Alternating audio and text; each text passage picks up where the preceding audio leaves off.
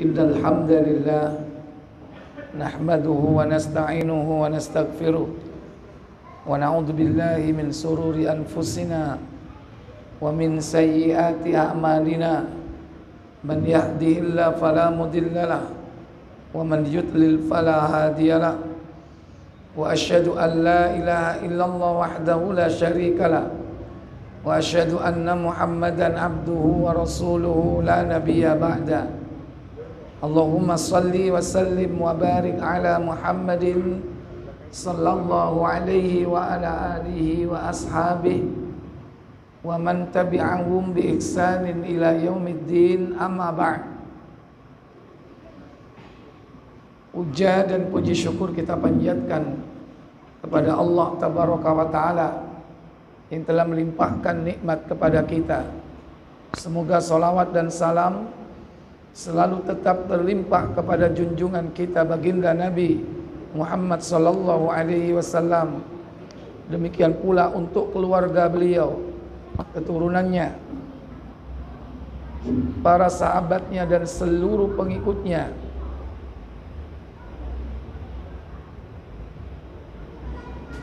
hingga tibanya hari kiamat.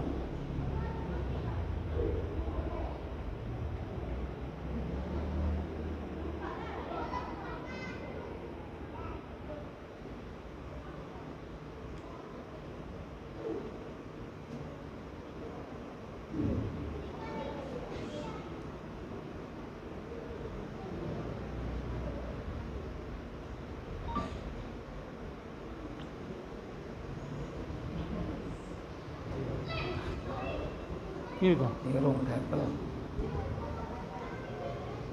Belakang dimatiin ya?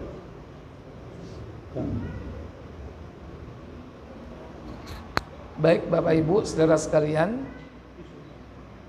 hari ini kita akan membahas satu tema, yaitu tentang Muharram. Muharram adalah salah satu di antara nama bulan yang jumlahnya 12. Karena Allah menciptakan perhitungan waktu setahun ada 12 bulan sejak Allah menciptakan langit dan bumi. Ketika itu Adam belum dicipta, tapi nama-nama bulan sudah ditetapkan sebanyak 12 bulan. Didasarkan atas firman Allah dalam surah At-Taubah surat 9 ayat 36. Allah Jalla wa Ala berfirman, Inna iddatash syuhuri 'indallahi 12 syahra fi kitabillahi yauma khalaqas samawati wal arda minha arba'atun hurum dzalikad dinul qayyim. Apa kata Allah? 36. Sesungguhnya bilangan bulan pada sisi Allah adalah 12 bulan dalam ketetapan Allah di waktu Dia menciptakan langit dan bumi. Di antaranya 4 bulan haram. Itulah ketetapan agama yang lurus. Kata Allah, sesungguhnya perhitungan bulan dalam setahun ada 12 bulan. Dalam ketetapan Allah tatkala Allah menciptakan langit dan bumi. Adam belum dicipta, belum ada. Tapi waktu sudah berjalan. Minha di antara 12 bulan yang telah ditetapkan Allah tersebut, ada 4 bulan suci. Yaitu apa saja? Baca. Tafsir. Tafsir.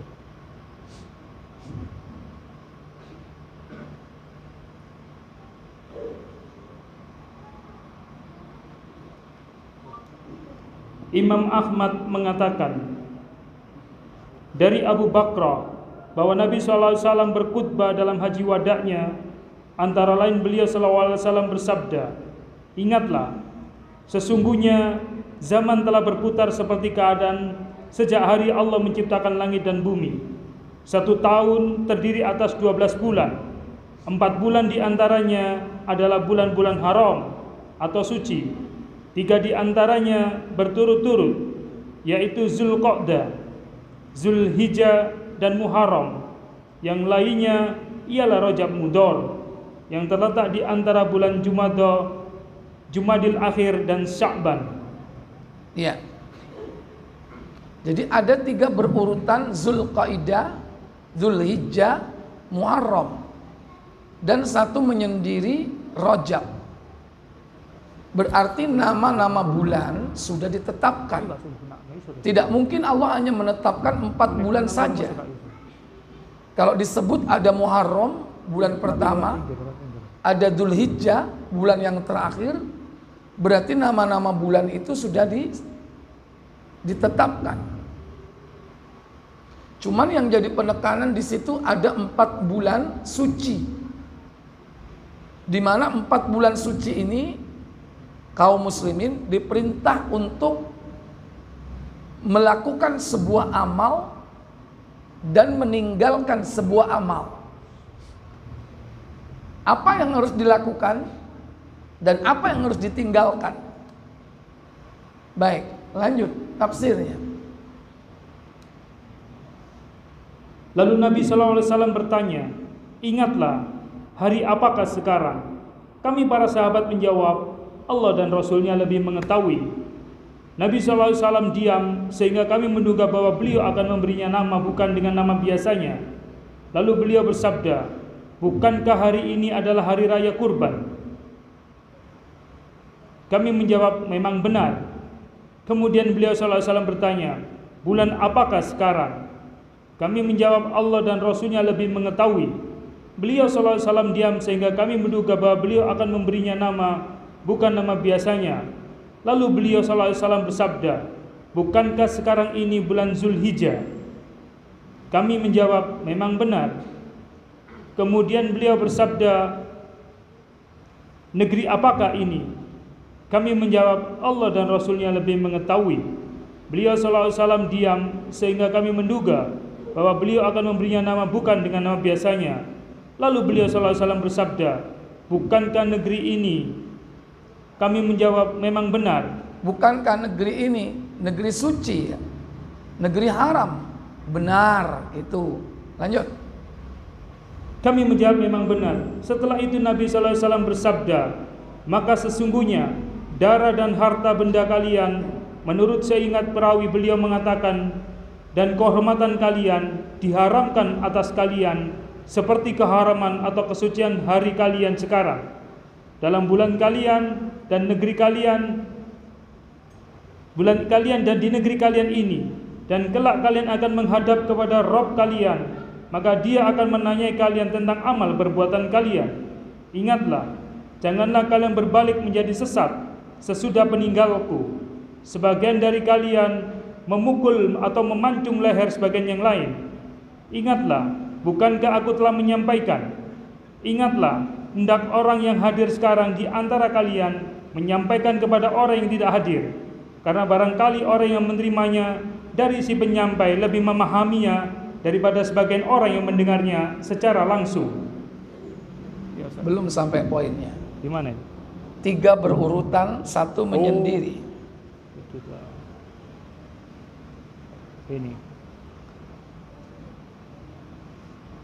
dari Ibnu Jarir mengatakan bahwa dari Abu Hurairah yang mengatakan bahwa Rasulullah SAW telah bersabda, "Sesungguhnya zaman telah berputar seperti keadaannya semula sejak hari Allah menciptakan langit dan bumi, dan sesungguhnya bilangan bulan di sisi Allah ialah 12 bulan dalam ketetapan Allah di waktu Dia menciptakan langit dan bumi. Di antaranya 4 bulan haram, di antaranya berturut-turut, yaitu Zulqa'dah, Zulhijjah dan Muharram. Sedangkan lainnya ialah Rajab Mudhar yang terletak di antara bulan Jumadah dan bulan Sya'ban." Lanjut. Belum, itu hadis. Terus. Nanti lain kali ditandai supaya nanti langsung ya. Oh, langsung, Pak. Langsung ke 3 berurutan. Zulqa'dah, Dzulhijjah, Muharram. 1 menyendiri, Rajab, Mudhar. Beliau menisbatkan Rajab kepada Bani Mudhar karena membenarkan perkataan Bani Mudhar tentang Rajab. Itu dia. Lanjutkan aja, nanti ketemu. Sebentar, Ustaz.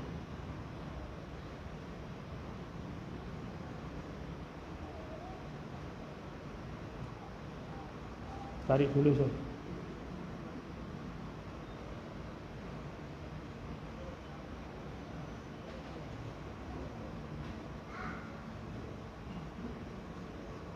Bawah ini.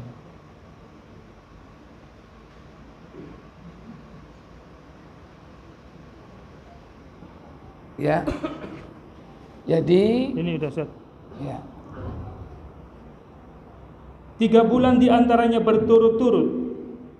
Adapun mengenai sabda Nabi SAW yang mengatakan 3 bulan diantaranya berturut-turut, yaitu Zulqa'dah, Zulhijjah dan Muharram, lalu Rajab Mudhar yang terletak di antara bulan Jumadah dan Sya'ban.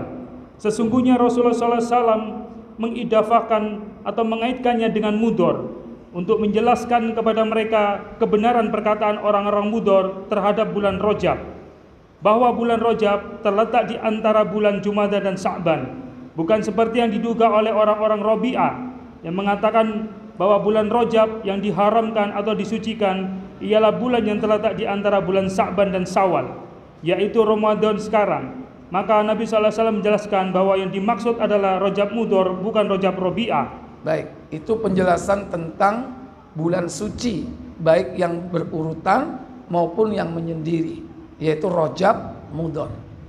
Lanjut. Sesungguhnya bulan yang diharamkan ada 4. 3 bulan diantaranya berurutan letaknya, sedangkan yang satunya lagi terpisah. Hal ini kenapa? Hal ini tiada lain demi menunaikan manasik haji dan umroh. Ini dalam rangka menghormati orang yang melaksanakan ibadah haji dan umroh. Apa yang harus dilakukan? Lanjut. Maka diharamkan atau disucikan 1 bulan sebelum bulan haji, yaitu bulan Zulqa'dah, karena mereka dalam bulan itu beristirahat, tidak mau berperang. Ini poinnya udah dapat. Apa yang dikerjakan di bulan suci, di bulan Muharram? Berhenti perang. Untuk apa? Menghormati hujan orang yang melaksanakan ibadah haji. Saya katakan tadi, apa yang dikerjakan dan apa yang ditinggalkan. Yang dikerjakan, yang ditinggalkan. Yang pertama poinnya apa? Tidak boleh berperang selama 4 bulan untuk menghormati orang yang haji. Baik, lanjut.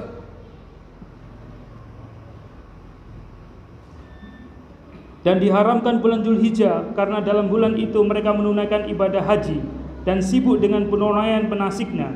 Kemudian diharamkan pula 1 bulan sesudahnya, yaitu bulan Muharram, agar orang-orang yang telah menunaikan haji pulang ke negerinya yang jauh dalam keadaan aman.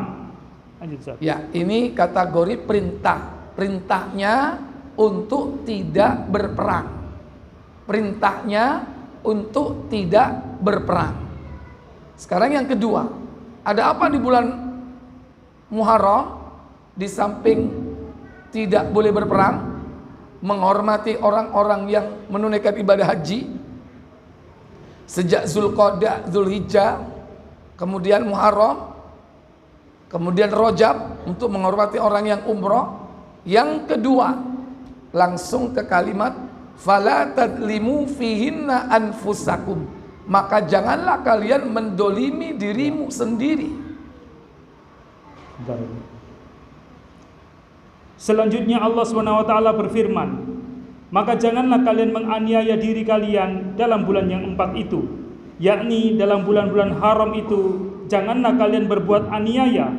Ini yang kedua, larangan. Tidak boleh berbuat zalim, aniaya. Loh, sebelumnya atau sesudahnya selain bulan haram, apakah boleh? Tidak boleh juga. Tapi ancaman siksanya lebih berat jika dilakukan di bulan suci. Lanjut. Karena dalam bulan-bulan haram itu sanksi berbuat dosa jauh lebih berat daripada dalam hari-hari lainnya. Sanksi berbuat dosa jauh lebih berat daripada bulan-bulan yang lain.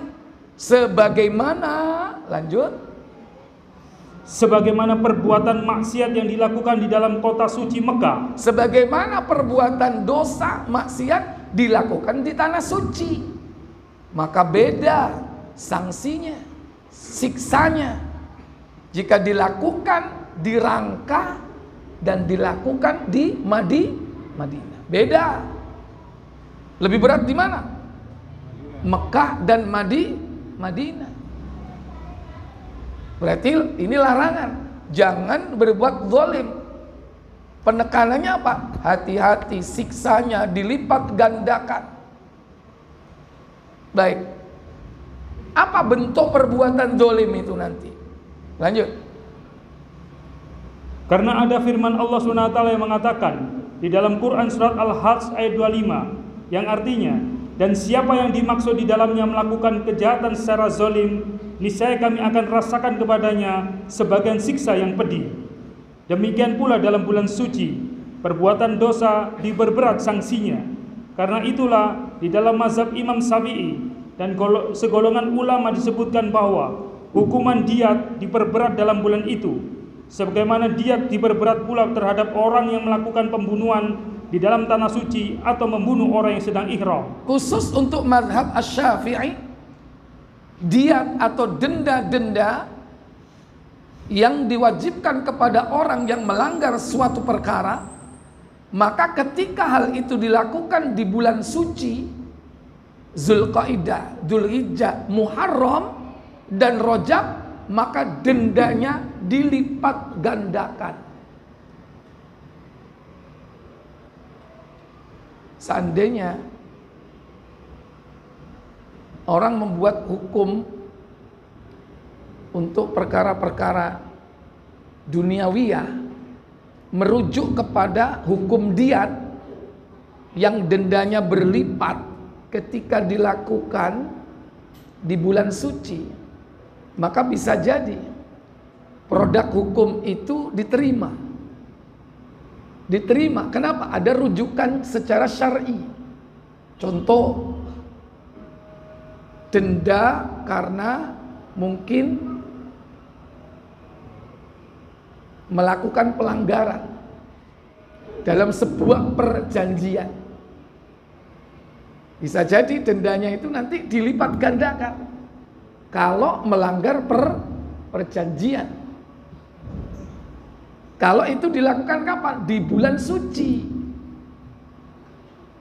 Ya, tapi karena orang nggak ngaji, denda biasa, nggak dilipat gandakan. Sebagaimana mungkin Bapak sering kena denda. Denda apa biasanya, Pak? Hah? Ya. Kalau dia melipat gandakan gara-gara pelanggaran itu dilakukan di bulan suci, ada rujukannya, yaitu mazhab Syafi'i. Baik. Kemudian lanjut, belum selesai. Apa larangan yang ketiga? Hamad ibnu Salama telah meriwayatkan dari Ali ibnu Zaid dari Ibnu Abbas sehubungan dengan makna firman-Nya, maka janganlah kalian menganiaya diri kalian sendiri dalam bulan yang 4 itu. Apa kata Ibnu Abbas? Yaitu dalam semua bulan. Maksudnya menganiaya itu dilarang di semua bulan, tapi ditekankan peringatannya di 4 bulan suci. Terus Ali ibnu Abu Tolha telah meriwayatkan dari Ibnu Abbas sehubungan dengan makna firman-Nya, sesungguhnya bilangan bulan pada sisi Allah hingga akhir ayat, maka janganlah kalian menganiaya diri kalian sendiri dalam semua bulan. Kemudian dikecualikan dari semua bulan itu sebanyak 4 bulan, keempat bulan itu dijadikan sebagai bulan haram atau suci yang kesuciannya diagungkan. Yang kesuciannya diagungkan. Artinya peringatannya lebih keras melakukan perbuatan aniaya di bulan-bulan itu. Apa bentuknya? Lanjut. Dan sanksi atas perbuatan dosa yang dilakukan padanya diperbesar, serta pahala amal sholih yang dilakukan di dalamnya diperbesar pula. Lanjut. Qatadah telah mengatakan sehubungan dengan makna firman-Nya, maka janganlah kalian menganiaya diri kalian sendiri dalam bulan yang 4 itu. Sesungguhnya melakukan perbuatan aniaya dalam bulan-bulan haram, maka dosa dan sanksinya jauh lebih besar daripada melakukan perbuatan aniaya dalam bulan-bulan yang lain. Sekalipun pada prinsipnya perbuatan aniaya itu kapan saja dilakukan, dosanya tetap besar. Tetapi Allah lebih memperbesar urusannya sesuai dengan apa yang dikehendakinya. Terus. Selanjutnya Qatadah mengatakan, sesungguhnya Allah telah memilih banyak pilihan dari kalangan makhluknya.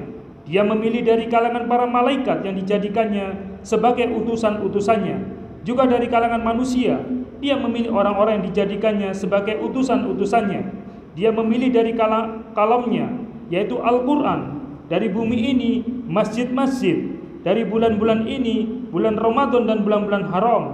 Dari hari-hari ini, memilih hari Jumat. Dan dari malam-malam hari, Dia memilih Lailatul Qadar. Oleh sebab itu, agungkanlah apa yang diagungkan oleh Allah. Karena sesungguhnya, pengagungan itu hanyalah kepada apa yang diagungkan oleh Allah. Demikian menurut orang yang berakal dan berpemahaman. As-Sawri telah meriwayatkan dari Qais ibnu Muslim, dari Al-Hasan, dari Muhammad ibnu Hanafiyah, bahwa makna yang dimaksud ialah, janganlah kalian melakukan hal-hal yang diharamkan padanya demi menghormati kesuciannya. Terus ya? Belum. Muhammad ibnu Ishaq telah mengatakan sehubungan dengan maknanya, maka janganlah kalian menganiaya diri kalian dalam bulan yang 4 itu. Maksudnya adalah, janganlah kalian menjadikan keharamannya berubah menjadi halal. Ini yang saya maksud. Muhammad bin Ishaq mengatakan bahwa mendolimi diri itu termasuk mengharamkan yang halal, sebaliknya menghalalkan yang haram. Perintahnya berhenti perang. Yang kedua, jangan berbuat dolim, dilipat gandakan siksanya. Yang ketiga, apa? Jangan mengharamkan yang halal dan sebaliknya. Lanjut. Diulangi lagi, belum lengkap itu. Maksudnya, janganlah kalian menjadikan keharamannya berubah menjadi halal. Janganlah pula kalian menghalalkan keharamannya seperti yang pernah dilakukan oleh orang-orang musyrik. Karena sesungguhnya nasi penangguhan bulan haram yang biasa mereka lakukan itu merupakan penambahan kekafiran mereka. Disesatkan oleh orang-orang kafir dengan mengundur-mundur itu.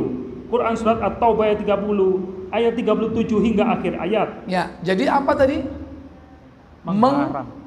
Mengharamkan yang halal. Sehingga orang-orang kafir Quraisy itu menjadikan bulan suci itu menjadi 8. Mestinya 4 jadi 8. Mestinya yang haram 4, yang suci 4. Tapi disucikan jadi 8 lebih banyak untuk menunda-nunda apa? Jihad. Ini. Dan ini secara prinsip merubah hukum Allah, ketetapan Allah itu merupakan perbuatan aniaya. Baik. Sekarang yang ketiga. Di bulan Muharram, yaitu bulan terjadinya momentum peristiwa penyelamatan Nabi Musa dari Fir'aun dan bala tentaranya. Peristiwa itu terjadi tanggal 10 Muharram, yang kemudian Nabi melaksanakan satu amal ibadah yang bernama puasa Asyura. Ini termasuk apa? Perintah. Ada yang diperintahkan, ada yang dilarang untuk dikerjakan. Di antara yang diperintahkan apa? Puasa Asyura. Coba dibaca 1098. Apa Ustaz? Muslim KBC.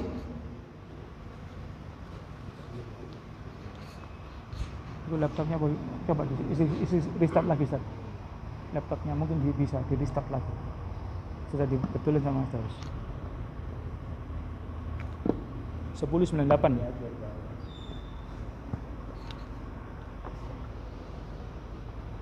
Ya Ustaz. Ya. Dari Ibnu Abbas radhiyallahu anhuma ia berkata, ketika Rasulullah SAW belum lama tiba di Madinah, didapatinya orang-orang Yahudi puasa pada hari Asyura. Rasul ketika hijrah di Madinah, orang-orang Yahudi di sekitar Madinah, mereka berpuasa Asyura. Asyura dari kata Asyra. Asyra artinya 10, yaitu hari ke-10 di bulan keliru. Hari ke-10 di bulan Muharram. Makanya namanya hari apa? Asyura. Kemudian dipakai oleh orang Jawa. Bukan Asyura, tadi Suro. Mestinya hari ke-10 Asyura, di situ ada puasa Asyura, ya. Lantas dijadikan sebagai nama bulan oleh orang Jawa, bulan Suro. Padahal aslinya namanya bulan apa? Muharram. Baik. Ketika itu Rasulullah melihat orang-orang Yahudi puasa Asyura. Ditanyalah Yahudi, apa katanya? Lalu mereka ditanya perihal itu, apa sebabnya mereka puasa pada hari itu? Jawab mereka, hari ini adalah hari kemenangan Musa dan Bani Israel atas Fir'aun. Yauma idin naja Musa wa qaumahu. Ini adalah hari kemenangan Musa dan kaumnya min Fir'aun wa qaumihi, dari Fir'aun dan kaumnya atau bala tentaranya, diselamatkan dari kejaran Fir'aun. Kemudian, karena itu kami puasa pada hari ini untuk menghormati Musa. Iya. Wa ana nasumu syukranlah, dan kami, wa nahnu nasum, kami berpuasa dalam rangka apa? Syukrallah, untuk mensyukuri kemenangan itu. Maka Nabi SAW menjawab, apa katanya? Maka bersabda Nabi SAW, kami lebih pantas memuliakan Musa daripada kamu. Nahnu aula bi Musa wa ahaqqu minkum. Kami lebih pantas, lebih utama memuliakan Musa daripada kalian, hai Bani Israel. Kenapa? Bani Israel banyak sekali menyakiti hati Nabi Musa dan para nabi yang lainnya. Padahal Bani Israel ini sudah diberikan apa? Nikmat oleh Allah, diselamatkan, tapi malah berbuat syirik. Buka Al-Baqarah surat kedua, ayat yang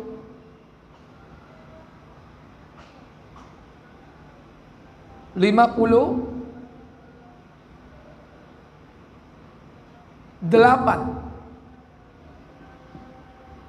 Wa idh najjaynakum min ali fir'auna yasumunakum su'al adzab yudabbi'una abna'akum wa yastahyuna nisa'akum wa fi dzalikum bala'um min rabbikum 'adzim. Bukan nomor 5 berapa itu?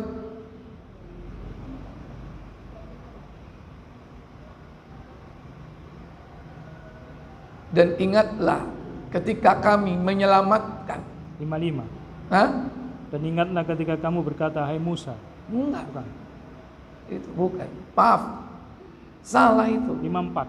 Bukan 5 ya, 4 itu. 48 atau 49? 49, silakan baca.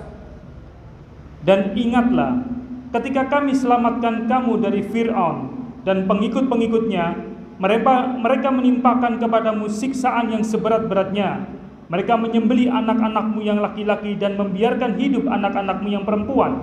Dan pada yang demikian itu terdapat cobaan-cobaan yang besar dari Rabb-Mu. Nikmat atau bukan ini? Nikmat. Nikmat atau bukan? Nikmat. Nikmat. Dikasih nikmat berikutnya 50. Wa il faraqna bikumul bahra fa anjaynakum wa aghraqna ala fir'auna wa antum tanzurun. Dan ingatlah ketika kami belah laut untukmu, lalu kami selamatkan kamu dan kami tenggelamkan Fir'aun dan pengikut-pengikutnya, sedang kamu sendiri menyaksikan. Nikmat atau bukan ini? Nikmat. Nikmat. Udah berapa? 2. Berikutnya ayat berapa? 51. Dikasih nikmat lagi yang ketiga. Wa idh wa'adna Musa 40 lailatan thumma attakhadtumul ijla min ba'dihi wa antum zalimun. Dan ingatlah ketika kami berjanji kepada Musa memberikan Taurat sesudah 40 malam. Nikmat atau bukan? Nikmat atau bukan? Tapi nikmat dibalas durhaka. Apa kata Allah? Lalu kamu menjadikan anak lembu sembahan semeninggalnya, dan kamu adalah orang-orang yang zalim. Ditinggal Nabi Musa 40 hari 40 malam di Gunung Tur, malah nyembah patung anak sapi. Makanya Rasul geram. Kami lebih pantas memuliakan Musa daripada kalian, hai Yahudi. Setelah itu diampuni lagi, nikmat lagi atau bukan?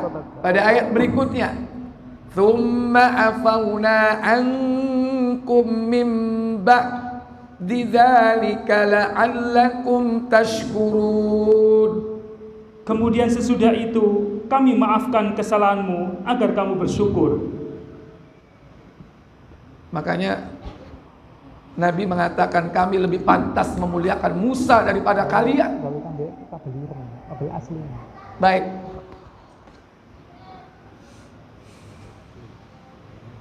Berarti setelah itu kita dianjurkan untuk apa? Berpuasa. Lanjut. Kembali ke Muslim.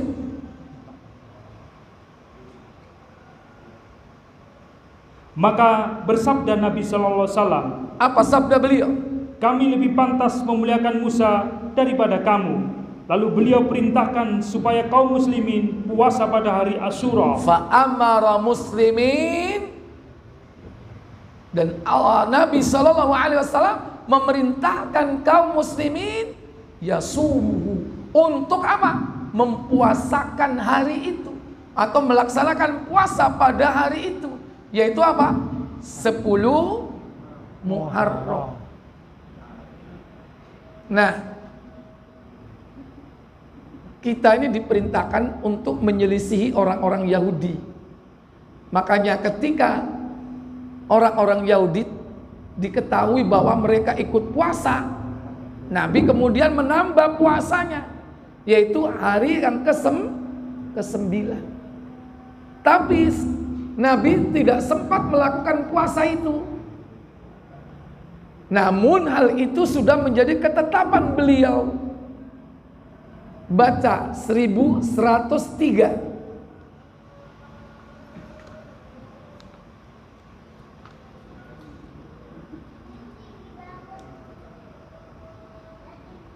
Dari Abdullah bin Abbas radhiyallahu anhuma, dia menceritakan bahwa ketika Rasulullah SAW puasa pada hari Asyura, yaitu 10 Muharram, dan memerintahkan kaum muslimin supaya puasa. Terus para sahabat berkata, apa katanya? Hari ini adalah hari raya orang-orang Yahudi dan Nasrani. Iya, hari ini adalah hari raya orang Yahudi dan Nasara. Mereka melakukan puasa pada hari itu. Kemudian lalu Rasulullah SAW bersabda, apa sabda beliau? apabila masih menyaksikan tahun yang akan datang, insya Allah kita puasa pada tanggal 9 Muharram. Idza kana amul muqbil, jika kita akan berjumpa dengan tahun depan, sumna yaumat tasi', kita akan berpuasa hari yang ke-9. Tapi apa yang terjadi? Kata Abdullah selanjutnya, ternyata tahun depan itu beliau sudah wafat. Tahun depan Muharram tahun ke-11 Hijriah, Muharram tahun ke-12 Hijriah, sudah tidak ada beliau lagi. Beliau sudah wafat. Kapan? Di bulan Rabiul Awal tahun ke-11 Hijriah. Rasul mengucapkan hadis ini tahun ke-11 bulan Muharram. Bulan Muharram tahun ke-11. Setelah Muharram, Safar. Setelah Safar, Rabiul Awal. Dan di Rabiul Awal inilah beliau wafat. Maka Muharram tahun 12 Hijriah sudah tidak Rasulullah melakukannya, karena sudah tidak ada. Tapi ini menjadi ketetapan. Maka siapa saja boleh berpuasa sebagaimana ketetapan Nabi tersebut, yaitu tanggal 9 dan 10. Dalam rangka apa? Khaliful Yahud, menyelisihi orang-orang Yahudi.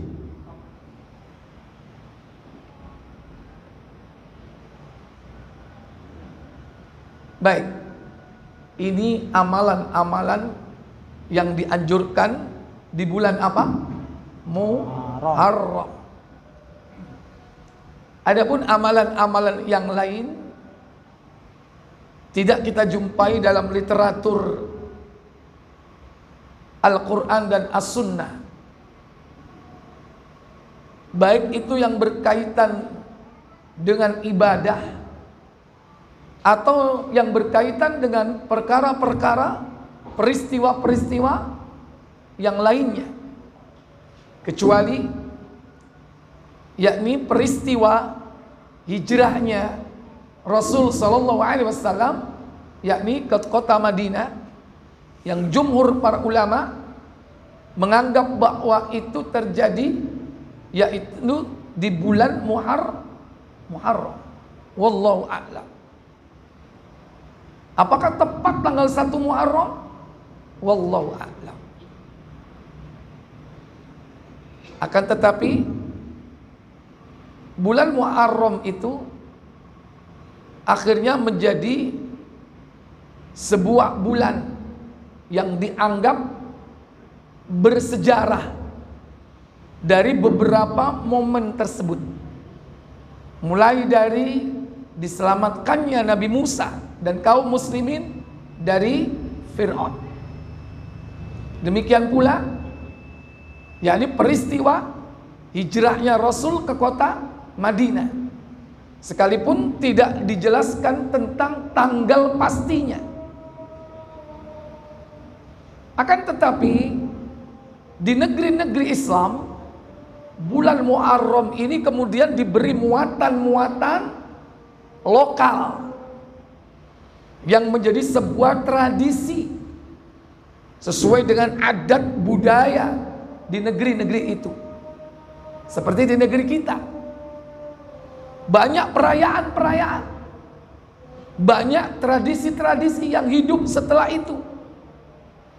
Kadang ada sekedar adat kebiasaan, tapi tidak sedikit juga masuk kepada perbuatan menyimpang yang bernama bid'ah dan juga bahkan kesyirikan. Udah masuk? Boleh adzan dulu, nanti kita lanjutkan.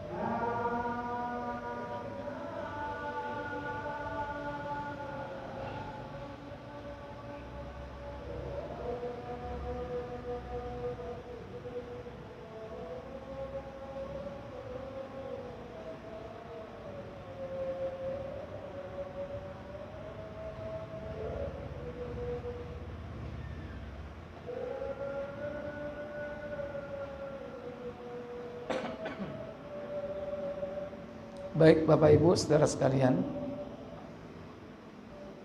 di antara amalan-amalan yang menyimpang dilakukan oleh orang yang mengklaim dirinya Muslim, beragama Islam, padahal secara usuliyah mereka sudah keluar dari pokok-pokok akidah Ahlus Sunnah wal Jamaah. Mereka tidak lain adalah orang-orang Syiah, khususnya Rafidhah, Imamiyah, Itsna Asyariyah, yang setiap tanggal 10 Muharram mereka merayakan ritual, yakni meratapi kematian cucu Rasulullah, Husain bin Ali bin Abi Thalib. Dengan cara apa? Memukul-mukul tubuhnya. Bahkan memukul tubuhnya bukan hanya dengan tangannya sendiri, tapi dengan pisau, dengan pedang, dengan senjata, sampai mengeluarkan darah, sebagai bentuk rasa penyesalan mereka atas kematian cucu Rasulullah. Di negeri-negeri Syiah seperti Iran, Irak, dan kantong-kantong pengikut Syiah di seluruh penjuru dunia, di India, di Afrika, bahkan juga termasuk di Indonesia, tradisi Haul Asyura ini dihidupkan, dan mereka mengaku sebagai Muslim. Mereka mengaku Muslim. Makanya ini salah satu bentuk yang harus diwaspadai oleh kaum muslimin. Jangan sampai kita yang tidak ngerti juntrungnya apa, ikut-ikutan, terkena subhat, cerita-cerita dusta mereka tentang kisah syahidnya cucu Rasulullah yang dibumbu-bumbui, seakan-akan yang melakukan semua itu adalah siapa? Sebagian dari sahabat Nabi.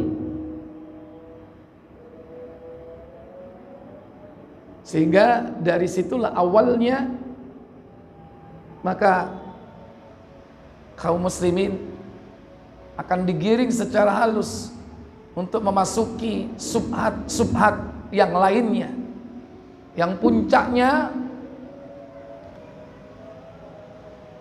dengan mudahnya seseorang nanti mengkafirkan para sahabat Nabi, mengkafirkan tokoh-tokoh sahabat utama seperti Abu Bakar As-Siddiq, Umar ibn al-Khattab, dan yang lainnya. Di saat yang sama mereka mengagung-agungkan Ali bin Abi Thalib. Bahkan sampai ada di antara mereka yang mengeluarkan dari posisi kemanusiaan menuju kepada derajat ketuhanan. Sebagaimana Syiah kebatinan, Syiah Qaramita, yang sempat dulu mengatakan kepada Ali bin Abi Thalib, "Antallah, engkau adalah Allah," katanya. Yang sama sahabat Ali bin Abi Thalib, orang ini kemudian dibakar oleh beliau. Ini sejarah membuktikan bahwasanya pada saat-saat tertentu, khususnya di bulan Muharram, tanggal 10 Muharram, ini dijadikan sebagai sarana untuk membuat subhat yang banyak menyesatkan kaum muslimin.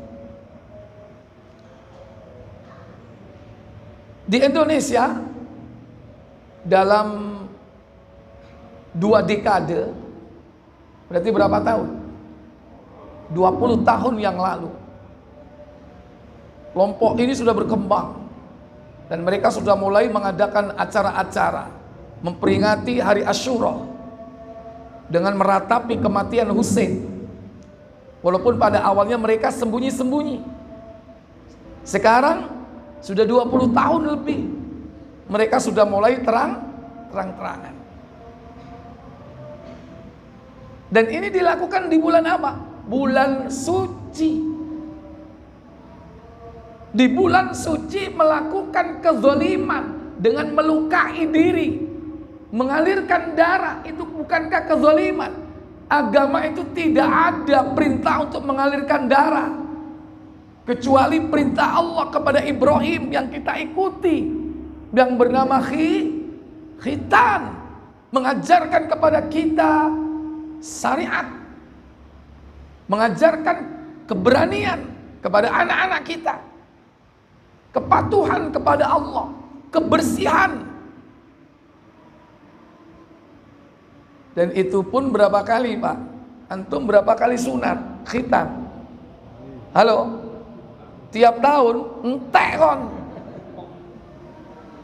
Cuman sekali mengalirkan darah. Coba kelompok Nusairiyah, Imamiyah, Rafidhah, mereka memperingati hari Asyura, mereka melukai tubuhnya. Ada yang punggungnya dilukai, ada yang jidatnya dilukai. Bukankah tadi fala tadlimu fihinna anfusakum, jangan kau mendolimi dirimu sendiri. Dilanggar ke ayat itu? Dilanggar.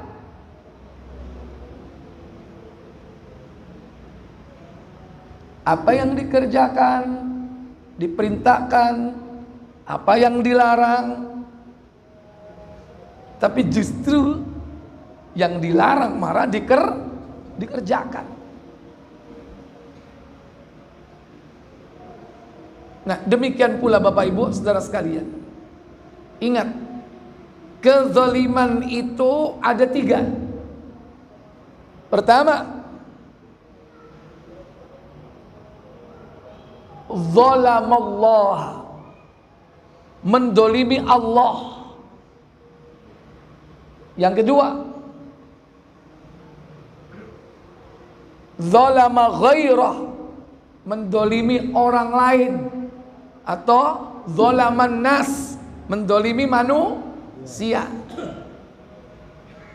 Yang ketiga, apa itu? Zalama nafsah, mendolimi diri sendiri. Mendolimi diri sendiri. Pertama, zalim kepada Allah. Dan inilah zalim yang paling besar.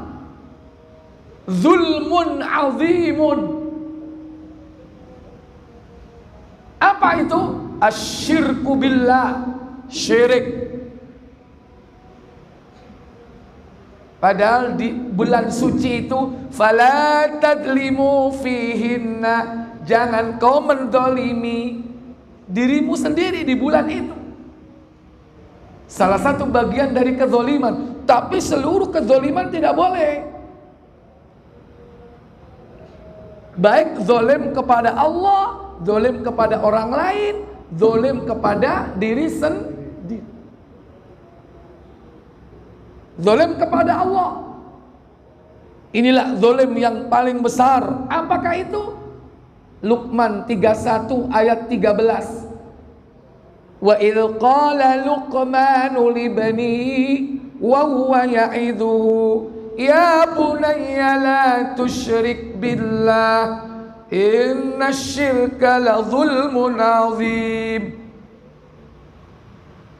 Dan ingatlah ketika Luqman berkata kepada anaknya di waktu ia memberi pelajaran kepadanya, hai anakku, janganlah kamu mempersekutukan Allah. Sesungguhnya mempersekutukan Allah adalah benar-benar kezaliman yang besar. Ada nggak kesyirikan di bulan Muharram? Ada nggak kesyirikan di bulan Muharram? Ngumbah keris, malam siji suro ngumbaka kaman apa maneh atus kembang ruatan. Kalau ini dilakukan oleh tetangga sebelah yang bukan muslim, urusan dia, terserah, kita nggak ngurus. Tapi kalau dilakukan oleh orang muslim, ngakunya muslim, kadang ya sholat, tapi ngelakoni ruatan, cek gak kena sengkolo, cek gak tipangan betoro, kolo syirik.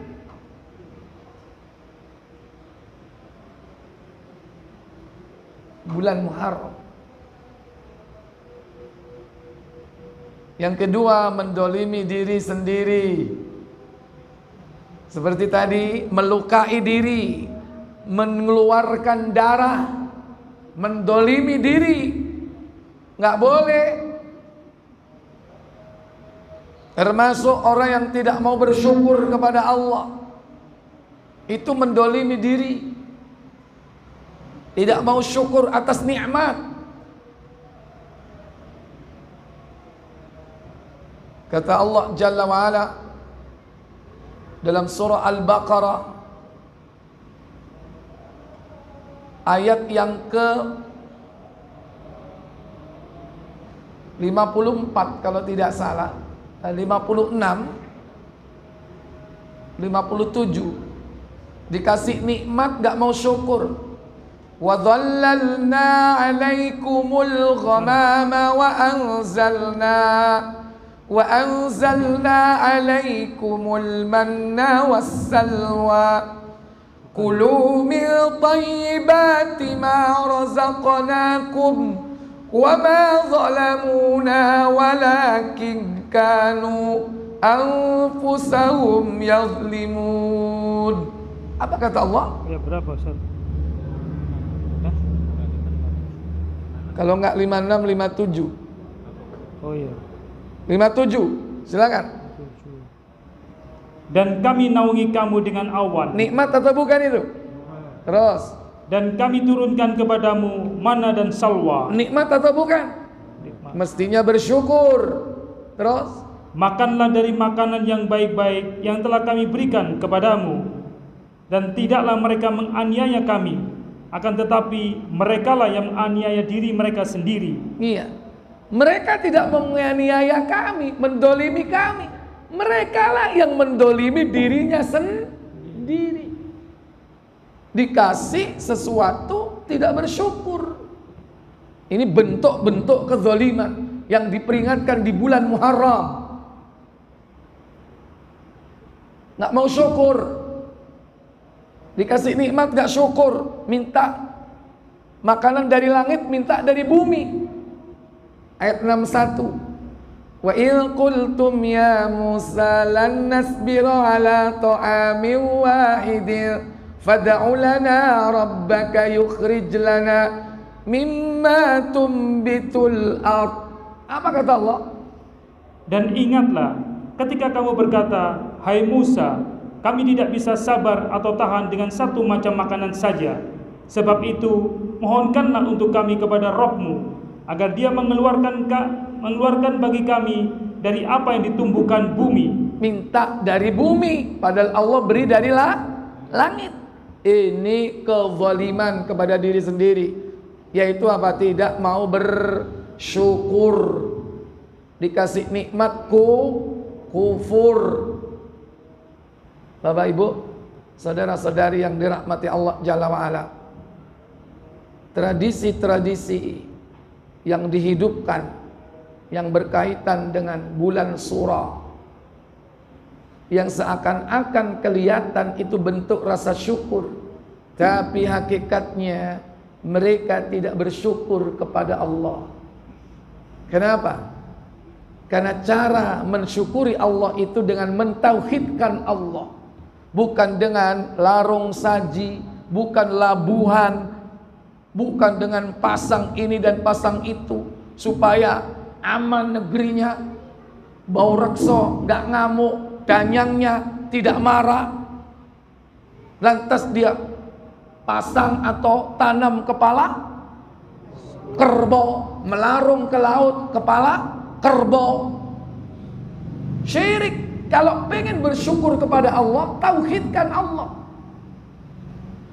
Karena Allah perintahkan untuk mentauhidkan Allah itu bentuk bersyukur. Luqman 31 ayat 12. Wa ilqan walaqad atayna Luqmanal hikmata an ishkur lillah wa man yashkur fa innama yashkuru li nafsihi wa man kafara fa innallaha ghaniyyun hamid. Apa kata Allah? Dan sesungguhnya telah kami berikan hikmat kepada Luqman, yaitu bersyukurlah kepada Allah. Dan barang siapa yang bersyukur kepada Allah, maka sesungguhnya ia bersyukur untuk dirinya sendiri. Dan barang siapa yang tidak bersyukur, maka sesungguhnya Allah Maha Kaya lagi Maha Terpuji. Bersyukur bagaimana caranya? La tusyrik billah, kata Luqman kepada anaknya. Kalau kau ingin bersyukur kepada Allah, jangan kau berbuat syirik. Dikasih panen raya, malah apa? Sedekah bumi, buat sesajen, bancaan nang pun yang memberi Allah, bukan karena punden itu, bukan karena orang yang babat alas di tempat itu yang memberikan keberkahan sehingga kau datang ke tempat yang dianggap sebagai tempat keramat, yang karena doanya mustajab di tempat itu. Atau paling tidak kula nuwun sewu. Jadi Syirik. Caranya bersyukur kepada Allah, tauhidkan Allah. La tusyrik billah, jangan kau menyekutukan Allah. Bersyukur kepada Allah, tauhidkan Allah. Bersyukur kepada ibu bapak, berbaktilah kepadanya. Maka pada ayat 14, wa wassaynal insana biwalidayhi hamalathu ummuhu wahnan ala wahn wa fisaluhu fi amain anishkurli wali.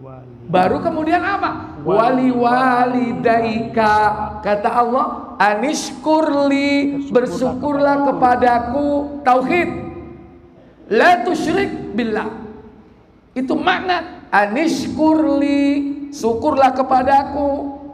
Baru wali walidaika, berbaktilah kepada kedua orang tuamu. Itu cara bersyukur kepada siapa? Kedua orang tua. Ayat 4 apa tadi? Ayat 14, silakan. Dan kami perintahkan kepada manusia berbuat baik kepada kedua orang ibu bapaknya. Ibunya telah mengandungnya dalam keadaan lemah yang bertambah-tambah dan menyapinya dalam 2 tahun.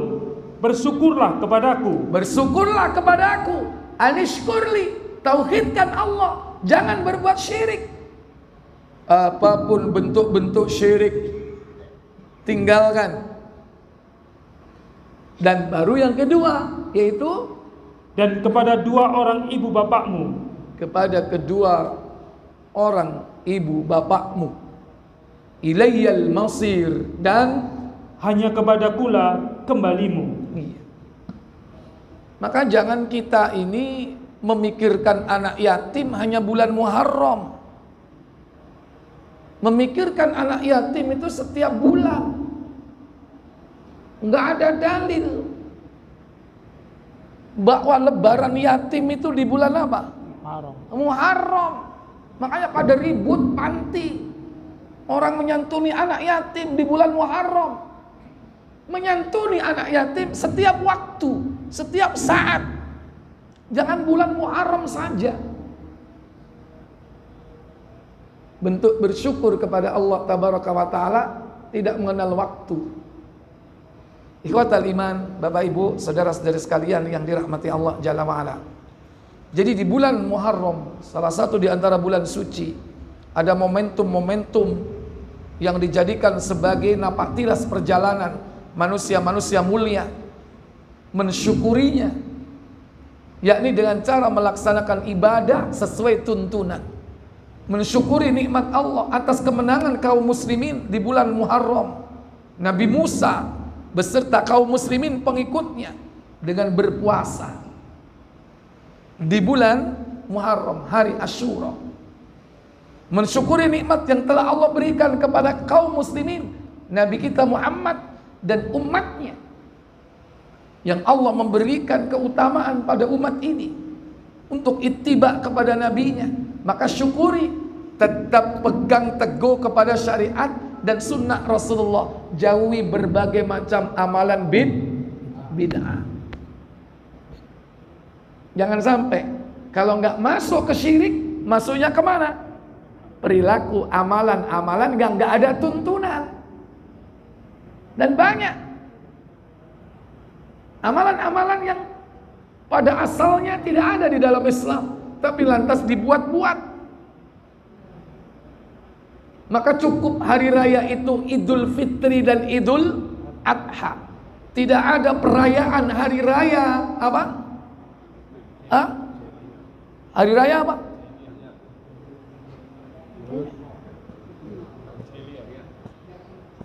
Hijriah 1 Muharram dirayakan atau tidak, Pak?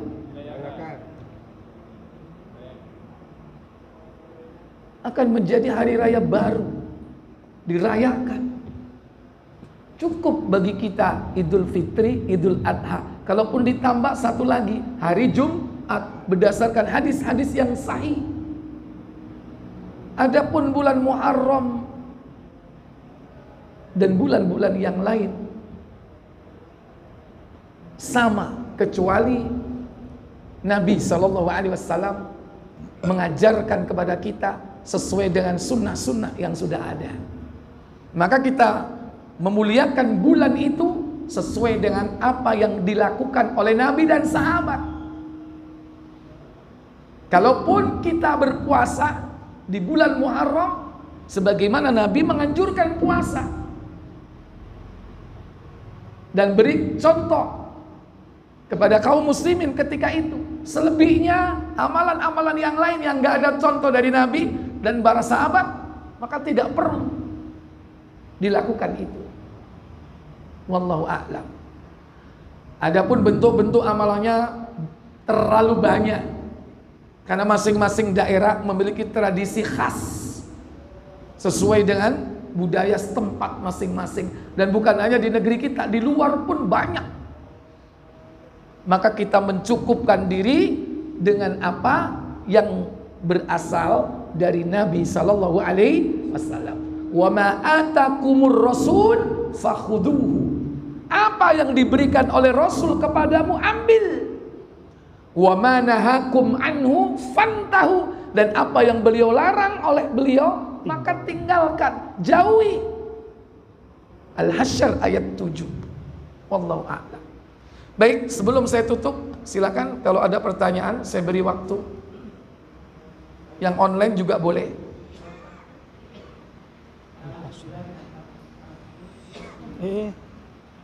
Tak kerungu. Wakilon rek. Apa Bambang? Tak apa ya? Iku lho, gak kerungu. Keutamaan puasa Asyura. Buka Muslim. Oh, dibuka.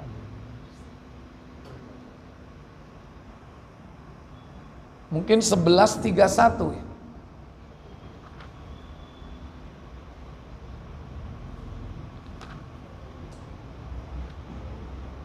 Iya. Silakan. Abu Qatadah, dari Abu Qatadah Al-Ansari radhiyallahu an, ia berkata, apa katanya?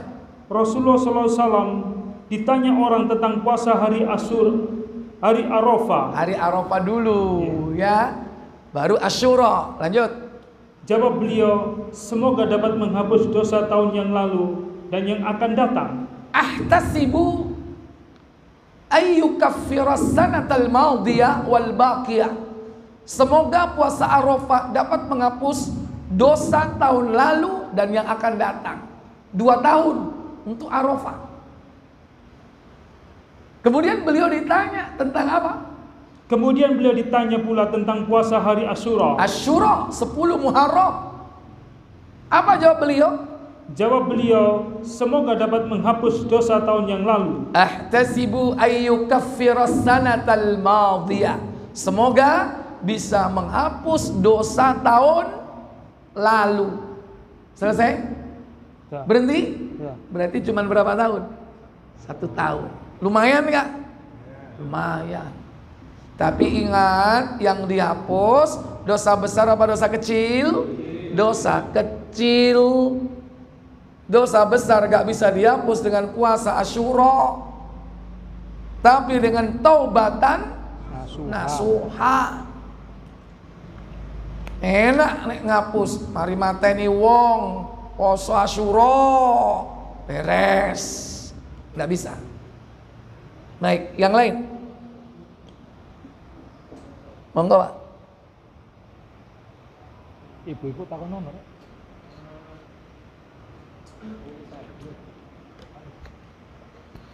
Kenapa mic ya? Tapi suaranya udah keras, nggak usah mic, Pak.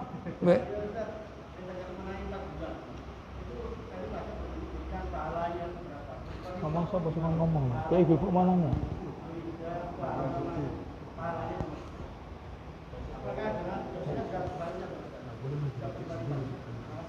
Ya, baik. Jadi kalau pelipatan itu berlaku pada pahala secara kuantiti, jumlah. Kalau pelipatan dosa nggak ada.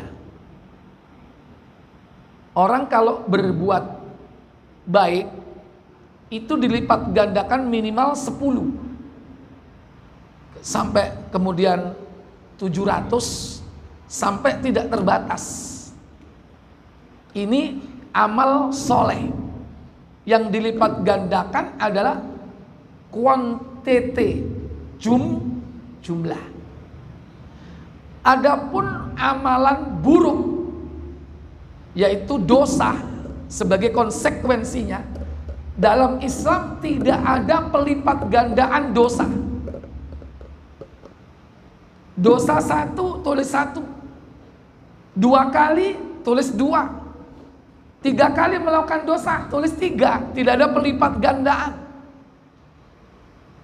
Cuman kalau dosa itu dilakukan di bulan suci yang 4 ini, dilipat gandakan bukan dosanya. Apa yang dilipat gandakan? Siksanya. Siksanya. Berarti bukan jumlah yang dilipat gandakan, tapi apa?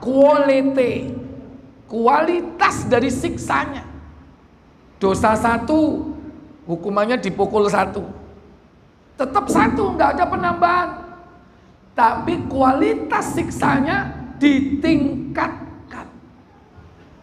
Contoh, mungkin kalau biasanya dipukul dengan penjalin, iki dipukul dengan lenggis. Podo-podo sipisan sekali. Biasanya dipukul dengan lenggis, dipukul dengan paku bumi. Ya apa kira-kira? Dikepul paku bumi. Hanya. Jadi kualitas yang dilipat gandakan. Nah, adapun pelipat gandaan pahala, Pak, itu adanya di bulan Ramadan. Di bulan Ramadan pelipat gandaan pahala. Atau amal-amal tertentu. Seluruh amal soleh umumnya 10. Buka Muslim 134.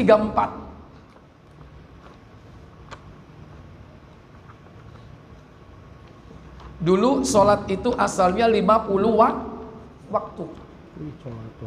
Kemudian Allah memberikan keringanan, diskon, gede-gedean, jadi berapa? 5. Tapi sungguh pun melaksanakan 5 waktu, pahalanya sama seperti orang melaksanakan sholat 50 waktu. Kenapa? Karena setiap sholat dilipat gandakan 10. Berarti berapa total?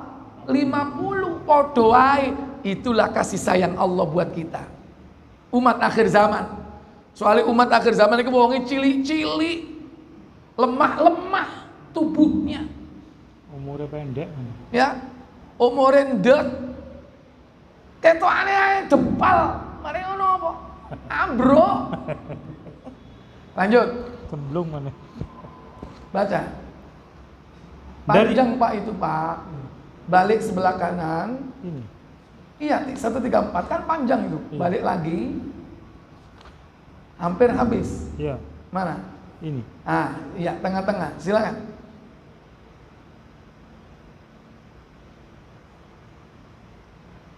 Salat 5 waktu. Nah, terus. Salat 5 kali sehari semalam, bagi tiap-tiap 1 kali salat. Bagi tiap-tiap 1 kali salat sama nilainya dengan 10 salat. Sama dengan 10 kali. Terus. Maka jumlah nilainya 50 juga. Terus. Dan siapa yang bermaksud hendak berbuat kebajikan tetapi tidak dilaksanakannya, dituliskan untuknya pahala 1 kebajikan. Pahala Niat. Walaupun tidak terrealisir, tapi ditulis 1. Lanjut.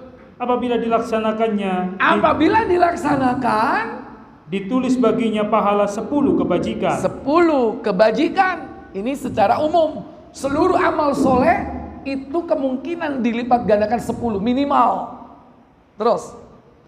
Dan siapa bermaksud hendak berbuat kejahatan tetapi tidak jadi dilaksanakannya, tidak akan ditulis apa-apa baginya. Sifrun, 0, 0. Niat elek. Aku kok nanggoni Al-Hikmah, kepethuk musuh tak kaplok ya. Kepethuk wonge gak sida. Kalau gede soalnya. Sudah niat, ya. Biyen wingi cilik aku kepethuk saiki gede. Kasih kawani. Ya misalnya nggak jadi, selesai. Walaupun niat nggak ditulis. Kalau kebaikan ditulis 1. Kalau niat buruk nggak ditulis. Tapi kalau direalisasikan, lanjut. Tetapi jika dilaksanakannya, maka ditulis baginya balasan 1 kejahatan. Kalau dilakukan cuma 1, ngelakukan 2 tulis 2, ngelakukan 3 tulis 3. Nggak ada pelipatan dosa, nggak ada. Yang ada pelipatan apa? Pahala. Secara umum berapa? 10 minimal. Ada amalan khusus berapa? 700. Al-Baqarah surat 2 ayat 261. Mathalul ladzina yunfiquna amwalahum fi sabilillahi kamathali habbatin ambatat sab'a sanabila fi kulli sumbulatin mi'atu habbah. Apa katanya? 261. Perumpamaan nafkah yang dikeluarkan oleh orang-orang yang menafkahkan hartanya di jalan Allah adalah serupa dengan sebutir benih yang menumbuhkan 7 bulir. Pada tiap-tiap bulir 100 biji. Allah melipat gandakan ganjaran bagi siapa yang dia kehendaki. Dan Allah Maha luas karunia-Nya, lagi Maha mengetahui. Khusus untuk bulan Ramadan Pak, dilipat gandakan amalnya tanpa batas. Makanya orang yang beribadah pada saat itu sama dengan beribadah berapa? 1000 bulan. Makanya ada kuantum amal yang namanya Lailatul Qadar itu. Ya. Jadi seperti itu Pak, karakteristik dari amal soleh dan amal buruk.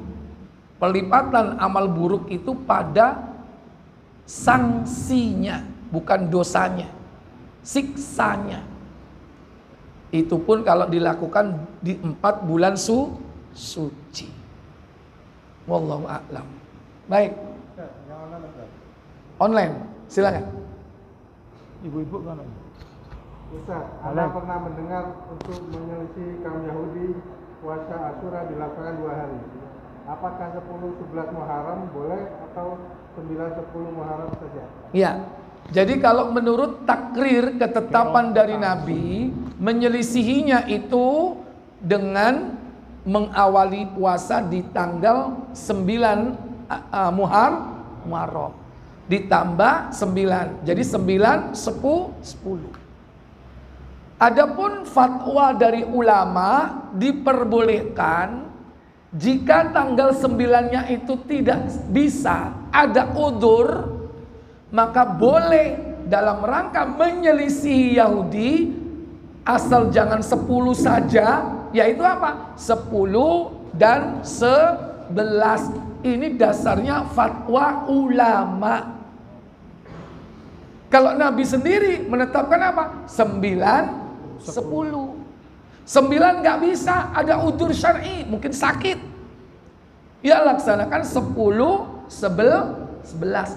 Dalam rangka apa? Mengambil semangat dari perintah Nabi. Semangat apa? Khaliful Yahud, menyelisihi Yahudi. Sampai seperti itu Pak, semangat kita untuk tidak menyamai mereka. Podo-podo posone padahal Pak. Ibadah ini bukan maksiat. Apalagi menyamai mereka dalam hal maksiat, tambah nemen. Menyamai dalam hal ibadah aja nggak boleh kok. Supaya kita ini beda dengan mereka. Apalagi menyamai dalam hal maksiat. Nah, kita mempraktekkan menyelisih Yahudi dan Nasara itu dalam segala hal. Dalam segala aspek. Cara berpakaian, cara berhias, cara berdandan, cara berumah tangga, cara bersosialisasi, bermasyarakat, cari maisha, bekerja. Jangan sama dengan mereka. Jangan meniru mereka. Harus menyelisih.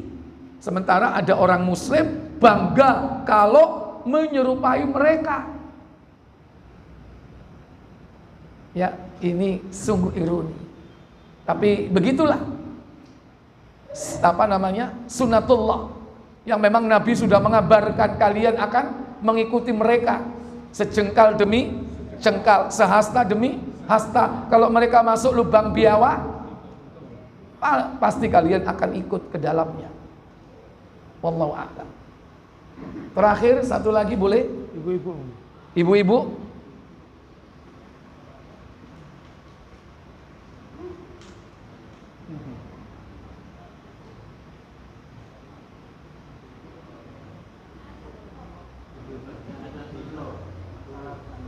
Bubur bancaan Asyura. Bancaan apa? Ya. Jadi begini Bapak Ibu, kalau mau sodako aja, bebas. Jangan menetapkan waktu. Sodako itu diperintah. Tapi jangan kita membuat syariat dalam sedekah. Apa syariat itu? Menetapkan waktu.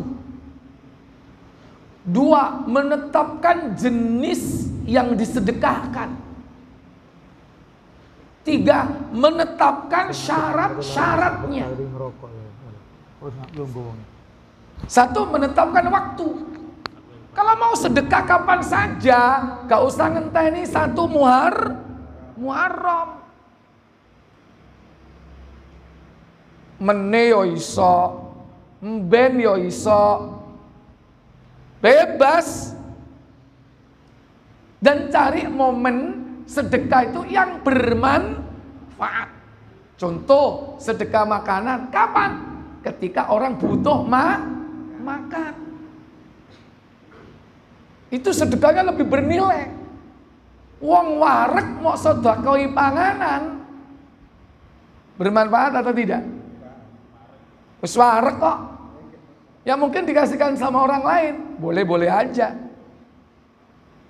Ya. Jadi tidak boleh menetapkan waktu.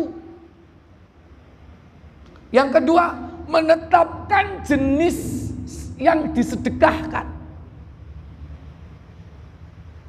Tidak boleh menetapkan itu. Seakan-akan kita ini membuat apa? Syariat. Kenapa kok harus bubur merah putih? Kan itu ada maksudnya. Namanya Asyura, tanggal 10 kan.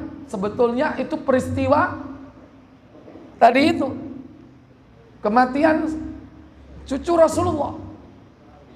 Sehingga ada yang ngeramesi merah warnanya itu adalah darah. Putih itu adalah kebersihan dan kesucian. Antum tanya kenapa kok seperti itu? Apa jawabannya nanti? Jadi jangan menetapkan. Silakan. Ijo dikai pandan. Oh pokoknya pokok ijo. Iya, pokoknya ambune cek wangi. Loh iki kok ruwet iki. Dukure apa iki? Iki suket tapi abon. Ya, dikai ayam dukure dadi bubur ayam. Dikai daging suwir dadi apa? Bubur kerawu kan gitu kan? Bebas kan? Jangan menetapkan pakem-pakem tertentu. Kudu sego kuning. Kudu bentuke segitiga. Ini pakem. Ya. Enggak boleh menetapkan seperti itu, enggak boleh. Karena semua itu maaf, itu dari tetangga sebelah. Keyakinan orang Hindu itu segitiga. Itu Trimurti, 3 dewa, Brahma, Siwa, Wisnu, Siwa ya. Brahma, Wisnu, Siwa. Warnanya apa? 3 kan? Kuning, merah, putih. Putih Brahma, Ndoke, Ote. Ya. Merah simbol dewa Wisnu apa? Lombok. Abang. Nek ngono dikai liyane. Siwa. Warna apa simbolnya? Kuning. Apa warna kuning? Di mana? Nasinya. Kalau mau sedekah, jangan ikut pakem-pakem yang ternyata itu keyakinan dari agama lain. Ustadz sego kuning ku enak. Ya intinya kan sego gurih dimasak dengan santan. Harus diselisih nek kepikir sego gurih apa? Kayak ono werna liya. Apa? Ungu. Dari mana? Telo, pacet. Ya kan? Kayak ono parutan telo pacet nek gak ono apa? Werna abang dari mana? Buah naga. Berhasil segoe warna apa? Bentuknya aja segitiga, citaan ambek balmu bunder.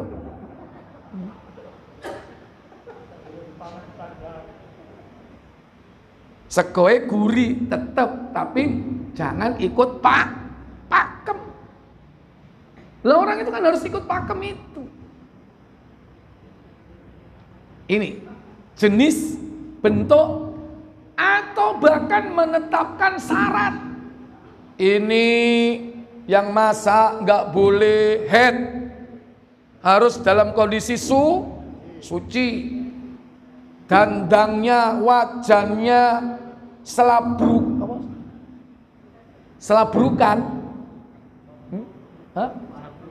Sabrukan ya. Yo dandange, yo pancine, tempayannya, apa macam-macam harus tidak boleh dipakai yang lain kecuali untuk acara itu. Ini berarti menetapkan apa? Syarat. Kalau mau sedekah bebas, tergantung sukanya apa di masyarakat. Zaman dulu panganan paling enak apem. Saiki wis gak osop. Saiki ku burger arek-arek. Nek gak pizza. Nek gak pizza apa? Halo, mie gacuan dadakno. Waduh, pon. Nyebut merek pisan.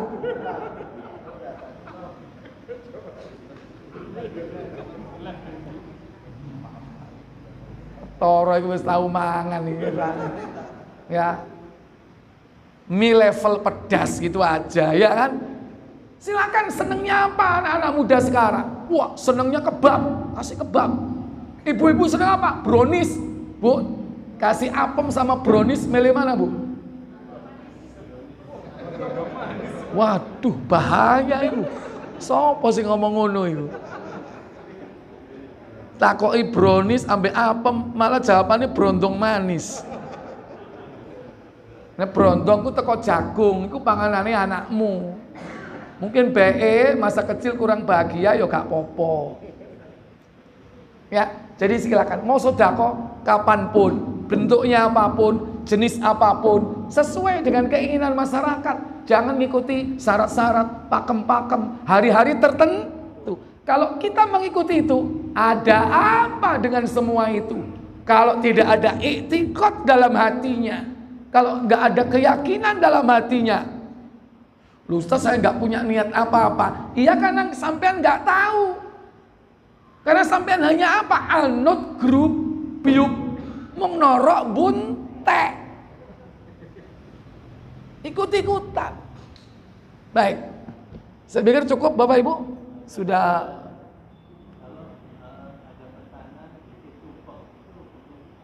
ditolak. Ditolak. Boleh menerima tapi bentuknya dirubah. Bu, saya nggak terima yang segitiga, saya nerima yang kotak. Saya punya citaannya cuma kotak. Tapi nasinya tetap enak. Dan maaf, warnanya nggak kuning, Bu. Apa? Warna-warni. Hitam putih. Ya kan? Sing putih, sego putih, sing ireng dikai bumbu cumi.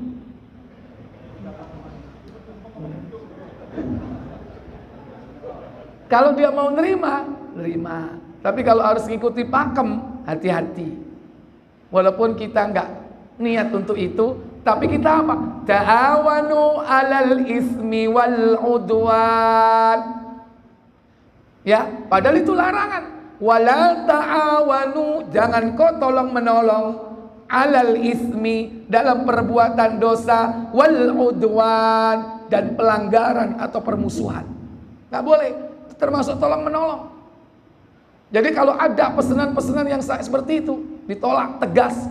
Kalau kita mampu menghindari hal-hal yang menjurus kepada perbuatan maksiat, Allah akan memberikan jalan keluar yang terbaik. Wa may yattaqillaha yaj'al lahu makhraja. Jika kita bertakwa kepada Allah, menghindari tolong menolong dalam hal keburukan, perbuatan dosa, Allah akan berikan jalan keluar. Meneh oleh pesenan sego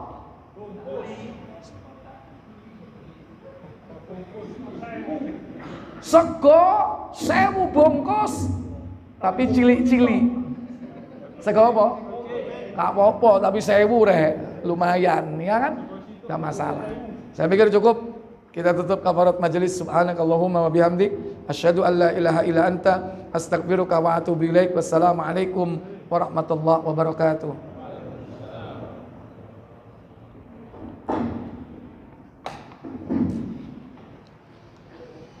Apa iki pating tremplek rek.